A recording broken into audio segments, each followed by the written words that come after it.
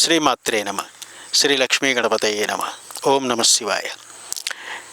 భూలక్ష్మి అమ్మవారి సహితంగా సమస్త దేవతలు నెలకొన్న పీఠాన్ని కట్టడానికి హేమాజీపూర్ వాస్తవ్యులు శ్రీ గడ్డం మల్లారెడ్డి గారు, వారి ధర్మపత్ని గడ్డం స్వరూప గారు ఇక్కడ ఒక 600 గజాల స్థలాన్ని గుడి నిర్మాణ నిమిత్తమై దానంగా ఇస్తున్నారు.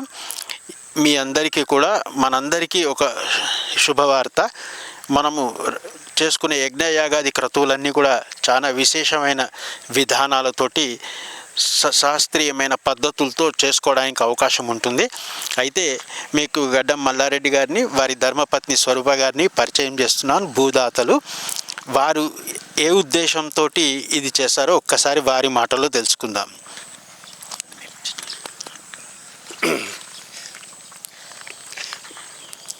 నేను మల్లారెడ్డి. నేను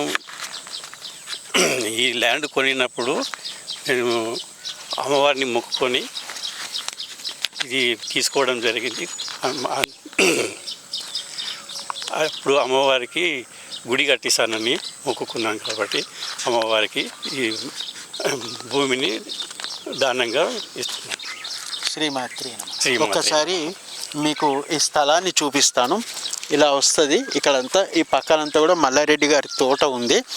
సంపూర్తిగా ఈ చుట్టుపక్కల ఎలాంటి కాంక్రీట్ జంగల్ లేదు. ఇక్కడ చేసుకునే యజ్ఞం, పూజ అద్భుతమైన ఫలితాలు ఇస్తాయనడంలో ఎట్లాంటి అతిశయోక్తి లేదు. నేను తర్వాత ఇతరత్ర వివరాలతోటి మీ ముందుకు వస్తాను.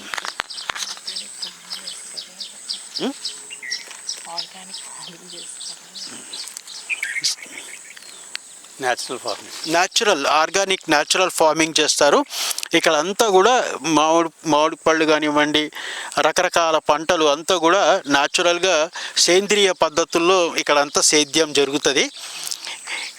కాబట్టి ఇలాంటి చోట రావడం మన అదృష్టంలో శుభం భూయాత్. లోకా సమస్త సుఖినో భవంతు, సర్వే జనా సమ్మంగళాని భవంతు. తదాస్తు.